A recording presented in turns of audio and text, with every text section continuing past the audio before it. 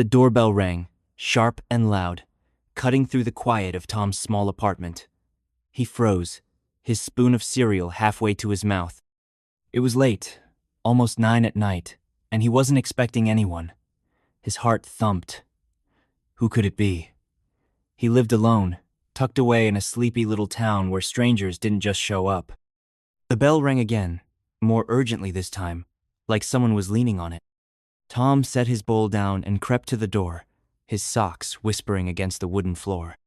He peeked through the peephole, but the porch light was dim, and all he could see was a shadow, a woman's shape, maybe, with 2 smaller figures beside her. His stomach twisted. Something about this felt wrong, like a storm was about to break. He opened the door, just a crack at first, and there she was, Lila, his ex-girlfriend. Her dark hair was messy, her eyes wide and tired, like she'd been running from something. She wore a thin jacket, too light for the chilly night, and her hands trembled as she held onto 2 little girls. They couldn't have been more than 6 or 7, with matching braids and big, scared eyes. One clutched a stuffed rabbit, the other stared at Tom like he was a ghost. "Tom," Lila said, her voice shaking, "I know this is crazy, but these are your daughters." The words hit him like a punch. Daughters? His daughters? Tom's knees wobbled, and he gripped the door to keep from falling. He couldn't have kids. The doctors had told him that years ago, after a bad accident when he was a teenager.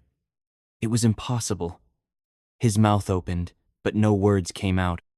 The girls looked up at him, their faces so small, so real, and yet he couldn't make sense of it. Was this a trick? A dream?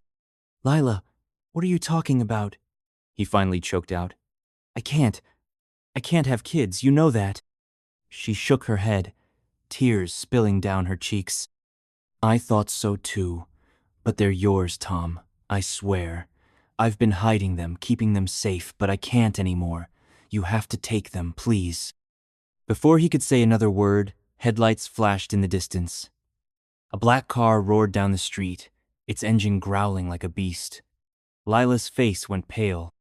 She shoved the girls toward Tom, her hands shaking so hard she nearly dropped her bag.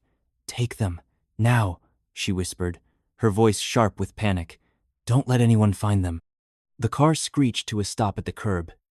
Lila spun around, sprinting into the darkness, leaving the girls behind. Tom stood frozen, his heart pounding as 2 men in dark coats climbed out of the car. They didn't see him yet, but they were looking, scanning the street. The girls clung to his legs, whimpering. Tom slammed the door shut, his hands shaking as he locked it. The girls were crying now, their small voices filling the room. "Who's after you?" he whispered, dropping to his knees. "What's going on?" But they didn't answer. They just stared at him, their eyes full of fear. And then, from outside, a loud knock echoed through the apartment. Someone was at the door, someone who wasn't going away. Tom's life hadn't always been so quiet. 3 years ago, he was a different man full of dreams, always laughing, always chasing something bigger. He and Lila had been together for 2 years, madly in love, or so he thought. They talked about getting married, starting a family, and building a life. But then the accident happened. A car crash left Tom in the hospital for weeks. The doctors saved his life, but they gave him the worst news. He'd never be able to have kids.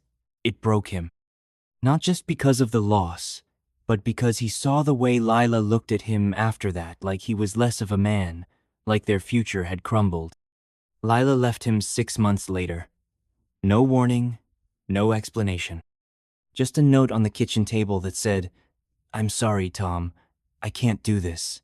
He tried to call her, to find her, but she was gone, vanished. Her phone was disconnected, her apartment empty. It was like she'd never existed. Tom was left alone, picking up the pieces of his heart. He moved to this small town to start over. He got a job fixing cars at a local garage, rented a tiny apartment, and kept to himself. He didn't date, didn't make friends. He told himself he was fine, but deep down, he was lonely. The kind of loneliness that sneaks up on you at night, when the world is quiet and all you can hear is your thoughts. Now and then, he'd think about Lila. Where had she gone? Why had she left? He'd imagine her living a new life somewhere, happy without him. But he never, not in a million years, imagined she'd show up like this, with two little girls she claimed were his. Tom sat on the couch now, the girls huddled together across from him. The knocking had stopped, but he could still hear the car idling outside. His heart wouldn't slow down. The girls hadn't said much, just their names, Mia and Sophie. Mia, the one with the stuffed rabbit, was a little braver, answering his questions in a small voice. Sophie just stared at the floor, her hands twisted together. Are you our dad? Mia asked, her big brown eyes searching his face. Tom swallowed hard. I don't know, kid. I don't think I can be. The doctor said I couldn't have kids. Mia frowned, like she didn't believe him. Mom said you're our dad. She said you'd keep us safe. Safe. That word hit Tom like a brick. Safe from what? Who were those men outside? Why was Lila running? He wanted to ask a million questions, but the girls looked so scared, so tired. He couldn't push them. Not yet. Okay, he said, trying to sound calm. You're safe here. I promise. But I need to know what's going on. Why did your mom leave you with me? Sophie spoke for the first time, her voice barely a whisper. She said the bad men were coming. She said they'd take us away. Tom's blood ran cold. Bad men? Who are they? But before Sophie could answer, the window rattled. A shadow moved outside, tall and thin, creeping along the edge of the porch. Tom's heart stopped. Someone was trying to get in. He grabbed the girls, pulling them behind the couch. Stay down, he whispered. Don't make a sound. The shadow paused at the window, and Tom could hear his heartbeat, loud and fast. He didn't know what was happening, but one thing was clear. Lila wasn't lying about the danger. Those men weren't here for a friendly chat. They wanted the girls. And Tom, whether he was their dad or not, was the only thing standing in their way. He crawled to the kitchen, grabbing a flashlight and a wrench from his toolbox. It wasn't much, but it was better than nothing. The girls watched him, their eyes wide with fear. Stay here, he told them. I'm going to check the back door. He moved quietly, his socks silent on the floor. The back door was locked, but the window next to it was old, the latch loose. If someone wanted in, they could break it easily. He tightened his grip on the wrench, his palms sweaty. He wasn't a fighter. He fixed cars, not problems like this, but he couldn't let those men get to the girls. As he checked the window, a loud crash came from the front of the apartment. Glass shattered, and heavy footsteps thudded inside. The men weren't knocking anymore. They were here. Tom's mind raced. He had to get the girls out. But how? The car was still outside, and the men were already in the apartment. He ran back to the living room, where Mia and Sophie were crouched behind the couch, trembling. We have to go, he whispered. Now. He grabbed their hands, pulling them toward the back door. But as he reached for the knob, the door swung open. A man stood there, tall and broad, his face hidden in the shadows. He held something in his hand, a gun. Going somewhere, the man said, his voice low and cold. Tom pushed the girls behind him, his heart pounding so hard he thought it might burst. He didn't know who this man was or what he wanted, but he knew one thing. He wasn't letting him take Mia and Sophie. Who are you? Tom demanded, his voice shaking but loud. What do you want with them? The man stepped closer, the gun glinting in the dim light. Hand over the girls, and nobody gets hurt. Tom's grip on the wrench tightened. He wasn't a hero. He wasn't even sure he was a dad. But in that moment, with Mia and Sophie clinging to him, he knew he'd do anything to protect them. And then, from the darkness outside, a scream pierced the night. It was Lila. Lila's scream sliced through the night, sharp and desperate, making Tom's blood freeze. The man with the gun spun toward the sound, his eyes narrowing. For a split second, his attention was off Tom and the girls. That was all Tom needed. "Run!" he hissed, shoving Mia and Sophie toward the open back door. He swung the wrench as hard as he could, aiming for the man's arm. The metal connected with a dull thud, and the gun clattered to the floor. The man cursed, stumbling back, but Tom didn't wait to see what happened next. He grabbed the girls' hands and bolted outside, their small feet stumbling to keep up. The night air was cold, biting at their faces as they ran across the tiny backyard. The grass was slick with dew, and Tom nearly slipped, but he kept moving. Behind them, the man shouted, his voice angry and loud. Heavy footsteps pounded after them. Tom's heart raced. He didn't know where to go, but he knew they couldn't stop. "Keep going," he told the girls, his voice low but urgent. Mia clutched her stuffed rabbit, her braids bouncing as she ran. Sophie's face was pale, her eyes wide with terror, but she didn't cry. They were tough, tougher than he'd expected. The backyard ended at a low wooden fence. Tom lifted the girls over, one at a time, his arms shaking from adrenaline. He climbed after them, scraping his knee on the rough wood. They landed in an alley, narrow and dark, with tall bushes on one side and a brick wall on the other. The alley stretched both ways, disappearing into shadows. "Which way?" Mia whispered, her voice trembling. Tom hesitated. Left led toward the main road, where there might be people, maybe help, but the black car was probably still out front, and the men could be waiting. Right led deeper into the neighborhood, toward the old park and the woods beyond. It was quieter, easier to hide, but farther from anyone who could help. Another scream Lila echoed from somewhere behind the house. It was fainter now, like she was moving away, or being taken. Tom's stomach twisted. Lila was in trouble, but he couldn't leave the girls. He made a snap decision. "Right," he said. "Stay close." They ran down the alley, their shoes slapping against the pavement. The footsteps behind them were getting closer, and Tom could hear the man shouting into a phone or radio, his voice sharp and clipped. "They're in the alley. Cut them off." Tom's lungs burned, but he didn't slow down. The girls were struggling to keep up, their breaths coming in short gasps.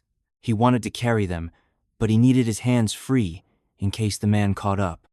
The alley curved, and they burst into the park, a wide, open space with a rusty swing set and a slide. The woods loomed at the far end, dark and thick, like a wall of shadows. "Into the trees," Tom panted. "We can hide there." They sprinted across the park, the grass soft under their feet. The swings creaked in the breeze, a lonely sound that made Tom's skin prickle. He glanced back. The man was at the edge of the alley now, his silhouette tall and menacing. He wasn't running anymore, he was walking, slow and confident, like he knew they couldn't get far. Another figure joined him, shorter but just as threatening.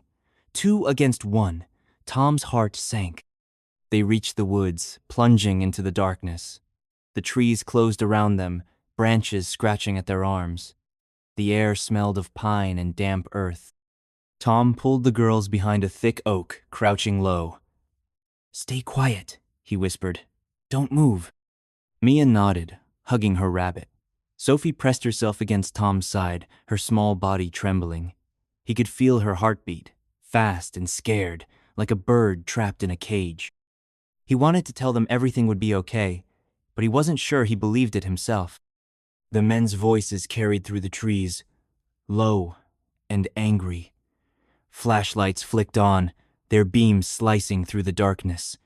Tom held his breath, his hand tight around the wrench. It felt useless now, too small against men with guns. But it was all he had.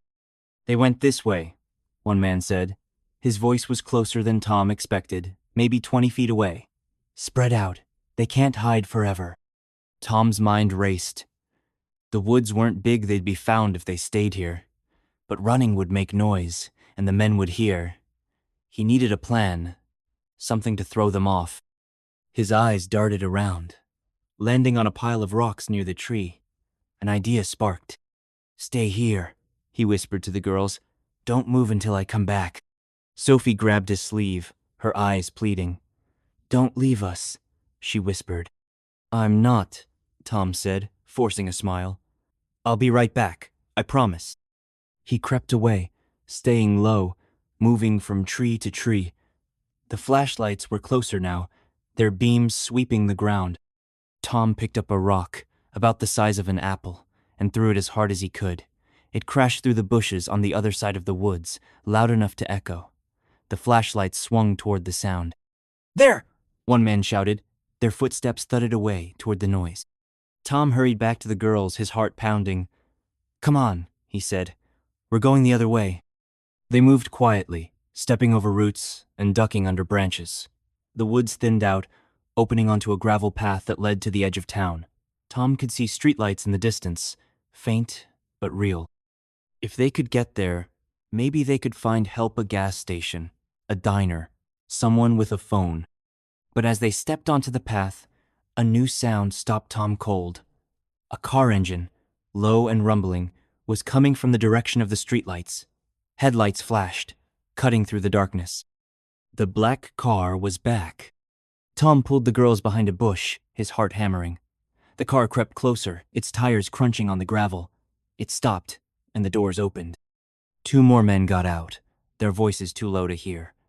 They weren't the same men from the woods. Tom could still hear those two crashing through the trees behind them.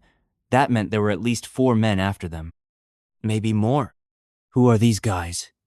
Tom muttered under his breath. He looked down at the girls, their faces pale in the dim light. "Mia, Sophie, you have to tell me. Who's after you? Why do they want you?" Mia bit her lip, her eyes darting to Sophie. "Mom said not to tell anyone," she whispered. "I'm not just anyone," Tom said, his voice gentle but firm. I'm trying to keep you safe. But I can't do that if I don't know what's going on." Sophie's voice was so quiet he barely heard it. "They want the box." Tom frowned. "What box?" Mia reached into her jacket and pulled out a small metal box, no bigger than a deck of cards. It was scratched and dented, with a tiny lock on the side. "Mom gave it to us," she said. "She said to keep it safe. She said it's why they're after us." Tom stared at the box, his mind spinning. What could be so important about a little metal box? Was it money? Jewelry? Something illegal? Whatever it was enough to make dangerous men chase 2 little girls across town. "Did she say what's inside?" he asked. Mia shook her head.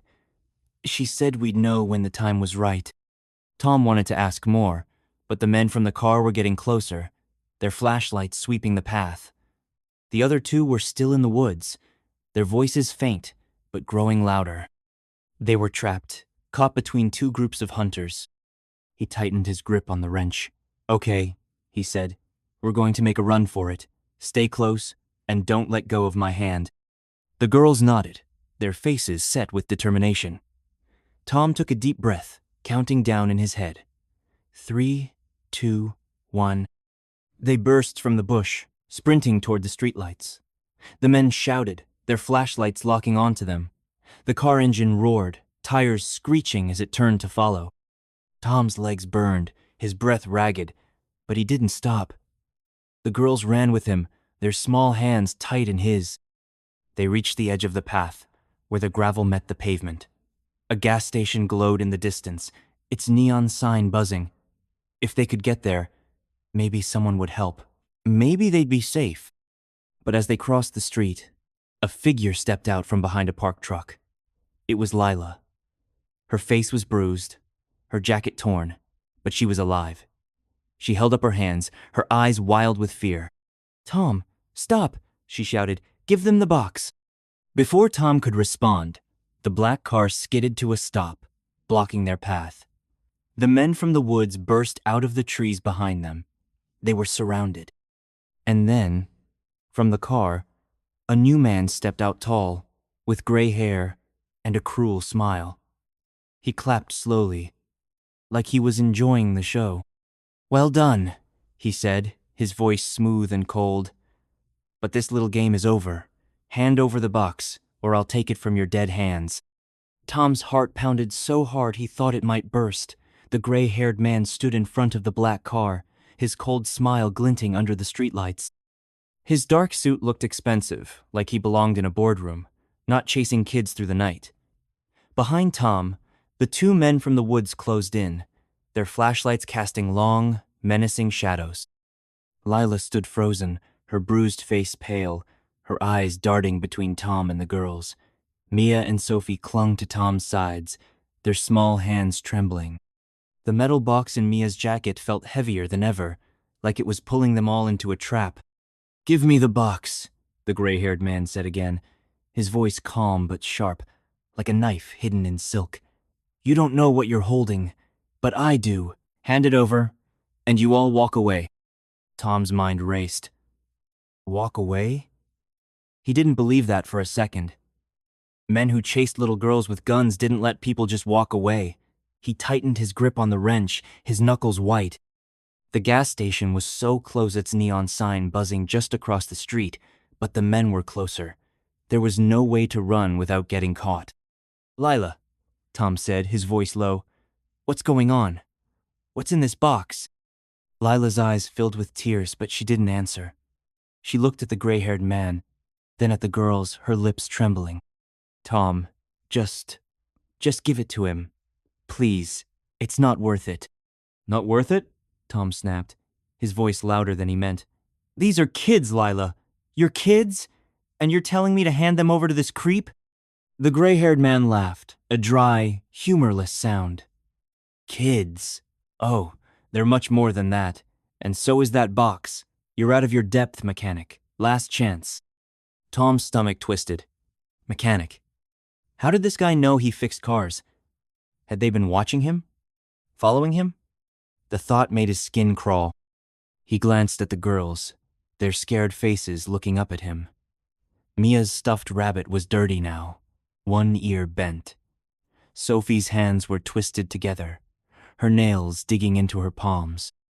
They were terrified, but they hadn't given up. Neither could he. "I don't know who you are," Tom said, stepping in front of the girls, "but you're not getting them, or the box." The man's smile faded. He sighed, like Tom was a kid who'd disappointed him. "Fine. Have it your way." He nodded to the men behind Tom. Before Tom could react, one of them lunged, grabbing his arm. Tom swung the wrench, catching the man in the shoulder. The man grunted but didn't let go. The other one grabbed Sophie, yanking her away. She screamed, a high, piercing sound that cut through the night. "No!" Tom roared, twisting free. He tackled the man holding Sophie, knocking him to the ground. The wrench slipped from his hand, clattering against the pavement. Mia screamed, clutching the box tighter. Lila ran toward the girls, but the gray-haired man stepped in her way, grabbing her arm. "Enough!" he barked. "Get the box now!" The man Tom had tackled scrambled to his feet, his face red with anger. He pulled a knife from his belt, the blade glinting in the streetlight. Tom pushed Sophie behind him, his hands empty now, his heart pounding. He was no match for a knife, but he wasn't backing down. Then, out of nowhere, a loud honk blared. Headlights flooded the street as a pickup truck screeched around the corner, barreling toward them. The gray-haired man cursed, diving out of the way. The truck skidded to a stop, its tires smoking. The driver's door flew open, and out jumped Charlie, Tom's boss, from the garage. "Tom!" Charlie shouted, holding a tire iron like a baseball bat. "Get in the truck!" Tom didn't hesitate. He scooped up Sophie, grabbed Mia's hand, and ran for the truck. Lila broke free from the gray-haired man, sprinting after them. The men shouted, their footsteps pounding, but Charlie swung the tire iron, keeping them back. Tom threw open the back door, lifting the girls inside. Lila climbed in after them, her breath ragged. "Go!" Tom yelled, slamming the door. Charlie jumped into the driver's seat, and the truck roared to life. The gray-haired man shouted something, but his words were drowned out by the screech of tires. The truck peeled out, leaving the men in the dust. Tom collapsed against the seat, his chest heaving. The girls were crying, their small sobs filling the truck. Lila wrapped her arms around them, whispering, "It's okay, it's okay," but her voice shook. Charlie glanced back, his weathered face grim. "You want to tell me what the hell's going on, Tom?" Who were those guys? Tom shook his head, still catching his breath. I don't know, Charlie. I don't know anything anymore. He looked at Lila, who was stroking Sophie's hair. Her face was bruised, her eyes haunted. She hadn't said much, but Tom could see the guilt written all over her. She knew more than she was telling. A lot more. Lila, he said, his voice low. Start talking. Who are those men? What's in the box? And why do you keep saying these girls are mine? Lila's lips trembled, but she didn't meet his eyes. I can't. Not yet. It's too dangerous. Dangerous? Tom snapped. We're already in danger. They had guns, Lila. Knives. They're after your kids, and you're still keeping secrets? They're our kids, Lila whispered, so quietly Tom almost missed it. The words hit him like a punch. Our kids. He wanted to argue, to tell her it was impossible, but the way she said it, the pain in her voice, the certainty made him pause. Could it be true? The doctors had been so sure, but what if they were wrong? What if Mia and Sophie were his? Charlie cleared his throat, breaking the silence. Look, I don't know what's going on, but you can't go back to your place, Tom. Those guys know where you live. My cabin's out by the lake and nobody'll find you there. We'll hole up. Figure this out. Tom nodded, his mind still spinning. Thanks, Charlie. I owe you. You owe me an explanation, Charlie muttered, but he kept driving, the truck rumbling through the dark streets. They drove in silence for a while, the town fading behind them. The road turned to gravel, winding through thick trees toward the lake. Charlie's cabin was old, hidden deep in the woods, the kind of place nobody would stumble across. It was their best shot at staying safe, for now. Inside the truck, Mia and Sophie had stopped crying, but they were still shaken. Mia held the metal box in her lap, her small hands wrapped around it like it was the most precious thing in the world. Tom wanted to ask about it, to demand answers, but the girls looked so fragile. He couldn't push them. Not yet. Instead, he turned to Lila. You said you were hiding them, he said. Keeping them safe. From what? Who are those men? Lila sighed, her shoulders sagging. It's complicated, Tom. I didn't want to drag you into this, but I had no choice. They found us. I couldn't keep running. Running from what? Tom pressed. What did you do? It's not what I did, Lila said, her voice breaking. It's what I know. Tom frowned. What does that mean? Before Lila could answer, Charlie slowed the truck. We're here, he said, pulling up to a small, weathered cabin. The lake shimmered in the moonlight, its surface calm and dark. The cabin looked sturdy but old, with a sagging porch and shuttered windows. It was quiet, too quiet, like the world was holding its breath. They climbed out, the gravel crunching under their feet. Charlie unlocked the cabin, flipping on a light. The inside smelled of wood and dust, with a small kitchen, a couch, and a couple of bedrooms in the back. It wasn't much, but it was safe. For now. Get some rest, Charlie said. I'll keep watch. Nobody's getting in here without me knowing. Tom nodded, grateful but exhausted. He led the girls to the couch, where they curled up together, still clutching the box. Lila sat beside them, her face drawn. Tom wanted to keep pushing for answers, but he could see she was barely holding it together. Tom, Lila said softly, as the girls closed their eyes. I'm sorry. I never meant for this to happen. I thought I could keep them safe without you. Tom's throat tightened. Are they mine, Lila? The truth. She looked at him, her eyes full of pain. Yes, I didn't know at first. When I left you, I was pregnant. I didn't find out until later. The doctor said it was a miracle, Tom. A 1 in a million chance. Tom's head spun. A miracle. He wanted to believe her, but it was too much too sudden. Too impossible. He looked at Mia and Sophie, their small faces peaceful in sleep. They looked like him, maybe. The shape of their eyes, the curve of their noses, or was he just seeing what he wanted to see?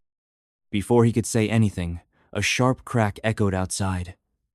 A twig snapped, loud in the quiet night. Charlie froze, his hand on the tire iron. Stay here, he whispered, moving to the window. Tom's heart raced. He grabbed a kitchen knife from the counter, his hands shaking. Lila pulled the girls close, her eyes wide with fear. Charlie peered through the shutters, his face grim. "Someone's out there," he said, "and they're not alone." A low rumble filled the air, like an engine. Headlights flashed through the trees, growing brighter. The black car was back, and this time, it wasn't alone. Another car followed, its tires crunching on the gravel. The gray-haired man stepped out, his smile gone, replaced by a cold, determined glare. "End of the line," he called, his voice carrying through the night. "Give me the box, or we burn this place down." The gray-haired man's voice cut through the night like a blade, his words hanging in the air. "Give me the box, or we burn this place down." Tom's heart pounded as he gripped the kitchen knife, its handle slick with sweat. The cabin, once a haven, felt like a trap now, its wooden walls too thin, its windows too fragile. Outside, the headlights of two cars bathed the clearing in a harsh, white glow. Shadows moved men, at least 4 of them, spreading out to surround the cabin. The girls whimpered, clinging to Lila on the couch. Charlie stood by the window, his tire iron raised, his face set in a grim scowl. "Tom," Charlie whispered, his voice low, "we're outnumbered. They've got guns. We need a plan, and fast." Tom's mind raced. A plan? He wasn't a soldier or a cop. He was a mechanic, good with wrenches, not weapons. But Mia and Sophie's scared faces burned into him, and Lila's words echoed in his head.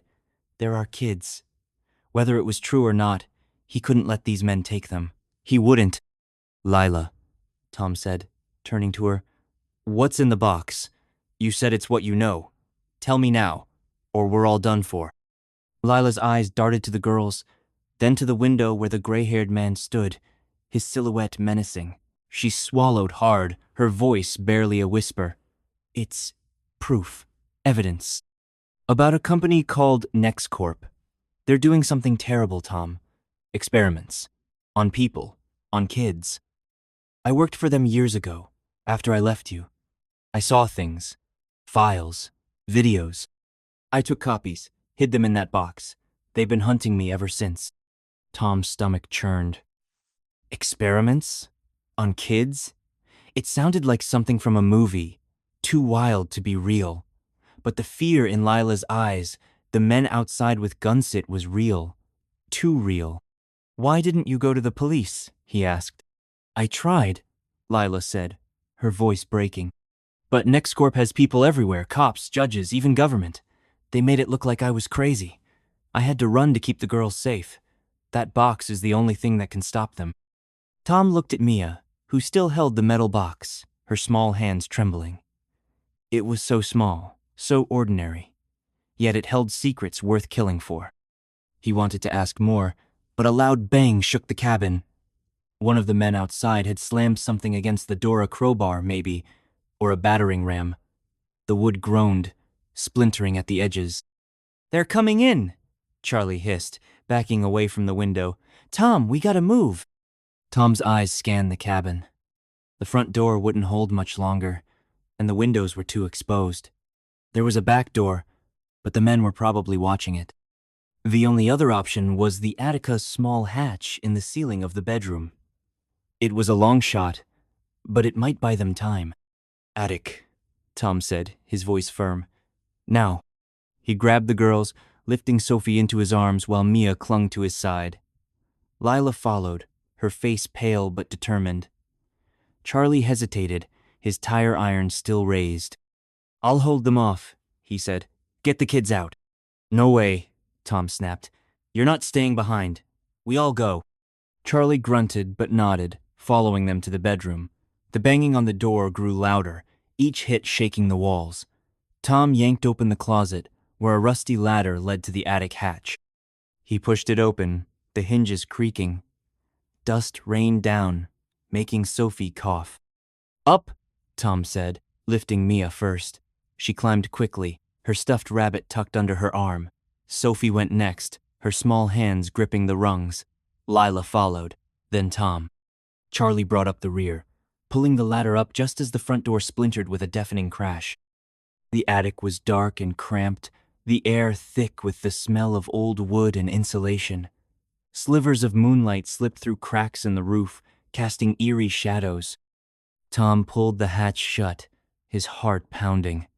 Below, heavy footsteps thudded through the cabin. Voices barked orders, sharp and angry. "Check the rooms," one man shouted. "They're here somewhere." Tom crouched low, motioning for everyone to stay quiet. The girls pressed against Lila, their eyes wide with fear. Charlie gripped his tire iron, his knuckles white. Tom's knife felt useless now, too small for what they were up against. He needed to think, to find a way out. The attic had a small vent at one end, barely big enough for a person to squeeze through. Tom crawled toward it, careful not to make the floorboards creak. He peered through the slats. Outside, two men stood by the cars, their guns glinting in the headlights. The gray-haired man was with them, pacing, his phone pressed to his ear. He looked calm, but his voice was sharp, like he was giving orders to someone far away. Tom's mind spun. If they could get to the vent, maybe they could climb onto the roof, drop to the ground, and run for the woods. But it was risky too.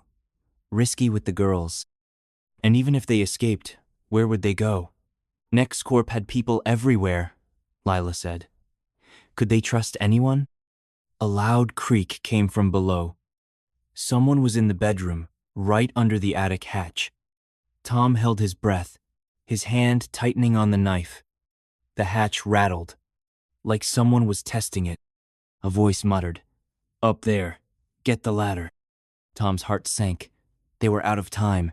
He crawled back to the others, his voice a whisper. "They're coming. We need to block the hatch." Charlie nodded, dragging a heavy wooden crate across the attic floor. It was old, filled with who knows what, but it was heavy enough to slow the men down. Tom and Charlie pushed it over the hatch, their muscles straining. The girls watched, their faces pale. Lila clutched the box now, her eyes darting to the vent. "Lila," Tom whispered, "if we don't make it out, you need to tell me everything. No more secrets." She nodded, tears streaming down her cheeks. "I will. I promise." The hatch rattled again, harder this time. A loud thud followed, then another. The men were trying to break through. The crate shifted slightly, but it held for now. Tom's eyes flicked to the vent. It was their only chance. But the men outside would see them the second they climbed out. Then Mia spoke, her voice small but clear. "The box. It has a trick." Tom turned to her, frowning. "What do you mean?" Mia took the box from Lila, her small fingers moving quickly. She pressed the lock in a strange pattern up. Down, left, right. A soft click sounded, and a hidden compartment slid open. Inside was a tiny USB drive, no bigger than a thumbnail, and a folded piece of paper. "Mom taught me," Mia said. "She said if we were in trouble, this would help." Tom grabbed the paper, unfolding it in the dim light. It was a map, hand-drawn, with a red X marked near the lake. Below it, in Lila's handwriting, were the words, "Safe house. Trust Clara." "Who's Clara?" Tom asked, looking at Lila. Lila's eyes widened. "My sister. She's the only one I trusted with the truth. She lives out here, by the lake. If we can get to her, she'll help." Tom's hope flickered. A safe house.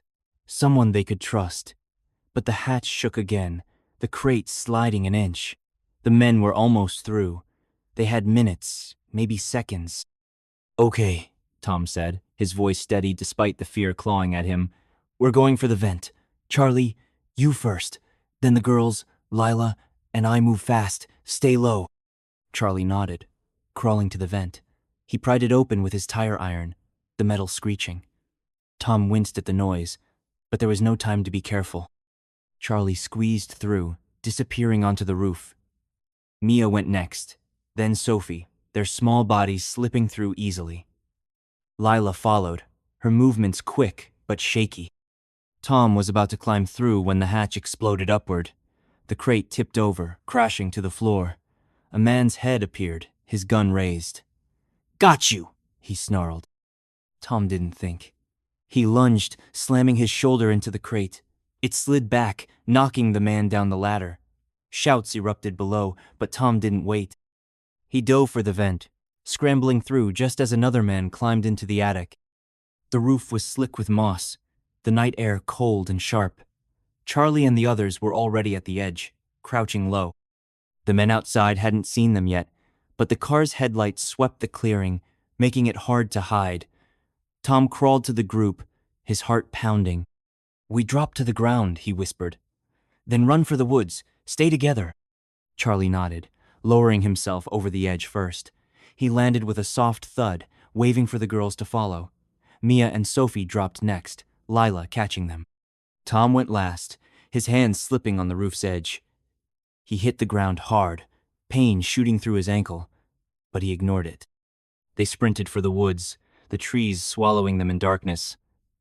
Behind them, shouts erupted. The men in the attic had reached the roof. Flashlights flicked on, their beams slicing through the night. The gray-haired man's voice rang out, cold and furious. "Find them! Tear this place apart!" Tom led the way. The map burned into his memory. The red X wasn't far just past the lake, near a cluster of cabins. If they could reach Clara, they might have a chance. But the men were close, their footsteps crashing through the underbrush. The girls were slowing down, their breaths ragged. Lila's face was pale, her bruises stark in the moonlight. "Keep going," Tom urged, his voice low. "We're almost there." They reached the lake, its surface glinting like a mirror. The map showed a path around it, leading to a dirt road. Tom spotted it, barely visible in the dark. "This way," he said, pulling the girls along. But as they rounded the lake, headlights flashed ahead. Another car, hidden in the shadows, roared to life. Its tires kicked up dirt as it sped toward them, cutting off their path. Tom's heart sank. They were trapped again, men behind them, a car in front. The car stopped, and a woman stepped out. She was tall, with short hair and a flashlight in one hand, a shotgun in the other. "Lila," she called, her voice sharp. Lila gasped. "Clara." The woman clarion toward them, her eyes scanning the woods. "Get in the car," she shouted. "Now." Tom didn't hesitate. He lifted the girls into the back seat, Lila climbing in after them. Charlie jumped in the front, and Tom squeezed in last, slamming the door. Clara floored the gas, the car lurching forward just as the men burst from the trees. Gunshots rang out, bullets pinging off the car's frame. "Get down!" Clara yelled, swerving onto the dirt road. The girls screamed, ducking low. Tom shielded them, his heart racing. The car bounced over ruts, branches scraping the sides. The men's flashlights faded behind them, but the black cars weren't far, their engines roaring in the distance. Clara glanced at Lila in the rearview mirror. "You okay?" Lila nodded, tears streaming down her face. "Thank you, Clara. I didn't think we'd make it." "Don't thank me yet," Clara said, her voice grim. "They're still coming." Tom leaned forward, his voice tight. "Clara, what's going on?" "Lila said you know about NextCorp." "About the box."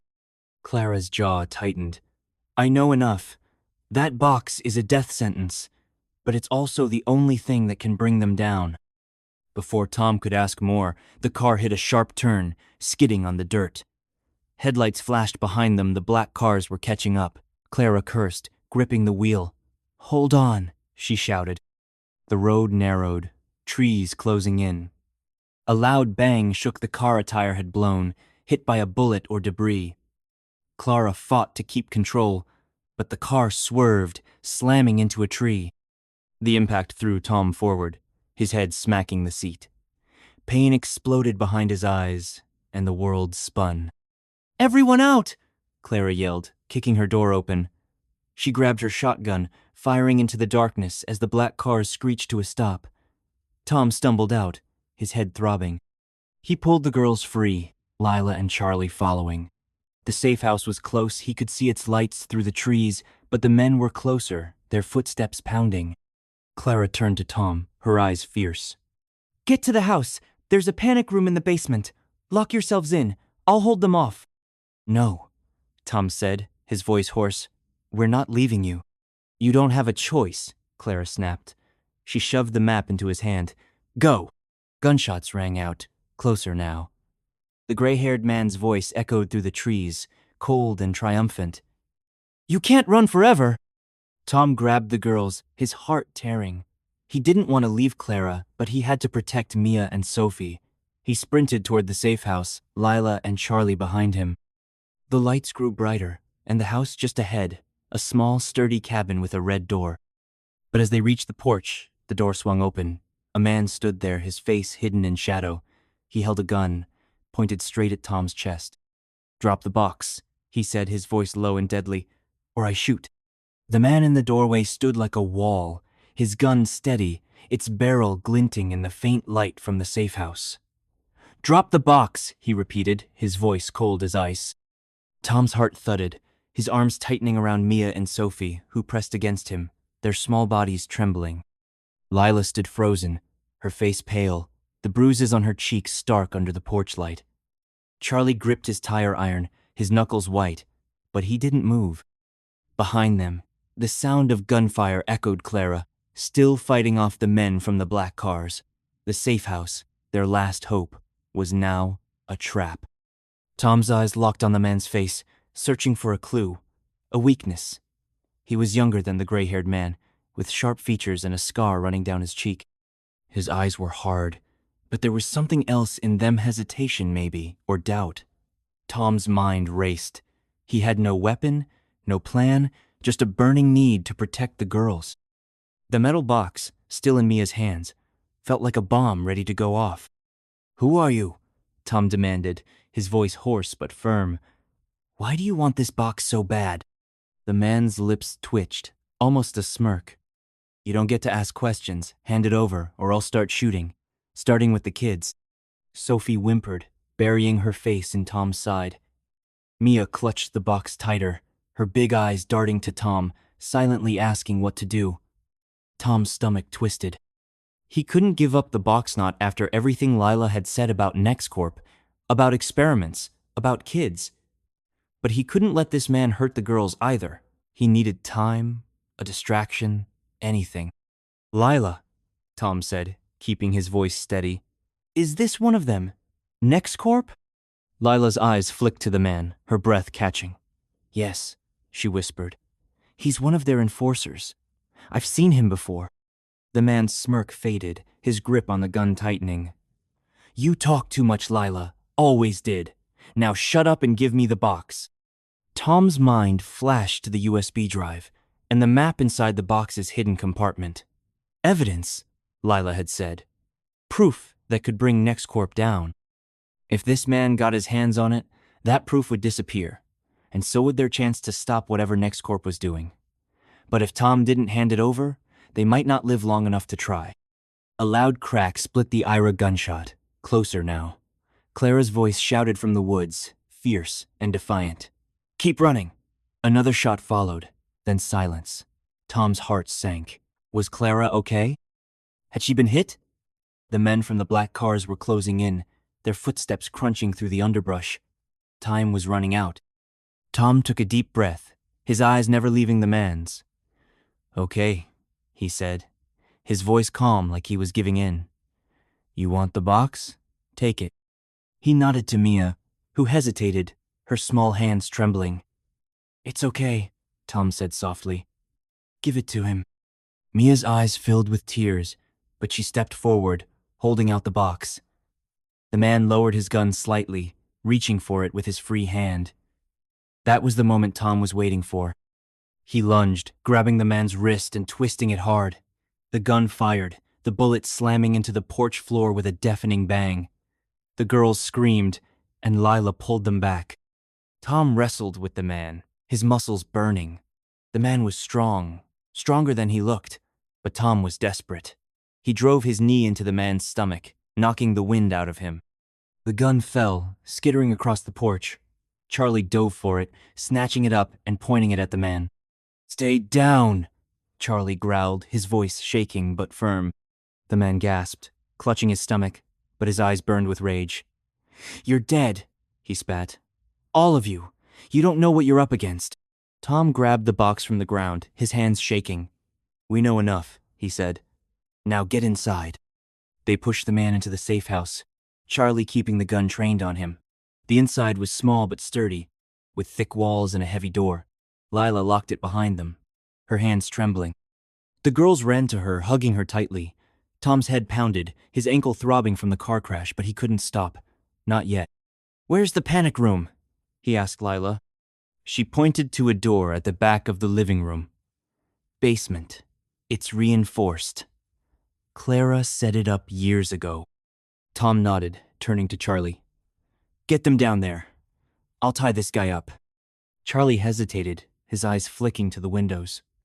"They're still out there, Tom. We don't have long." "I know," Tom said. "Just go." Charlie led Lila and the girls to the basement door, the man's gun still in his hand. Tom found a rope in a kitchen drawer and tied the enforcer's hands behind his back, his movements quick but careful. The man glared at him, his scar twisting with his scowl. "You're making a mistake," the man said. "NextCorp owns everything. You can't hide from them." Tom tightened the knot, his jaw clenched. "We'll see about that."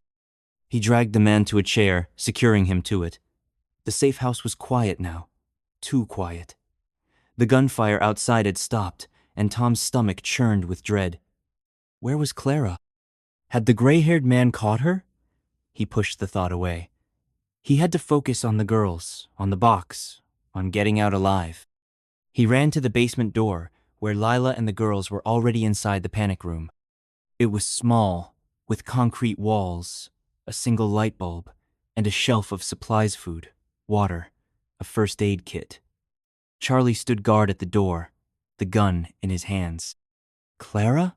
Tom asked, his voice low. Lila shook her head, tears in her eyes. "I don't know. She was buying us time." Tom's chest tightened. Clara had risked everything for them. He couldn't let her sacrifice be for nothing. He turned to Mia, who still held the box, its hidden compartment open. The USB drive and map lay inside, untouched. "Lila," Tom said, "we need to know everything. Right now. What's on that drive? Why are they so desperate for it?" Lila took a shaky breath, sitting on the floor with the girls. "When I worked for NextCorp, I was a data analyst. I thought it was just numbers, reports. But then I found FILES experiments on kids, Tom. Genetic stuff, trying to make them different. Stronger, smarter, but it was wrong. Kids were getting sick, disappearing. I copied the proof videos, documents, everything. That drive has it all. If it gets out, NextCorp is finished." Tom's blood ran cold. "And the girls? Are they part of this?" Lila's eyes filled with tears. "No, they're not experiments. They're ours, Tom. I swear. But NextCorp knows about them. They think I told the girls something."